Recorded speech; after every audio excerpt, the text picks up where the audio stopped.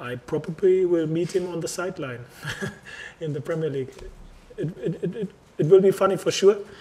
When we had the friendly, he was the first manager. He came in my manager office before the game, and we drank a cola. So I'm unsure if this happens in a Premier League match again, but from my point of view, I think it could happen.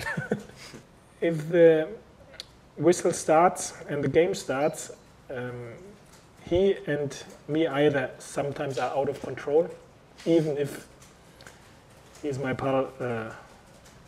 I don't have to agree with everything what he is doing. So, but we will see.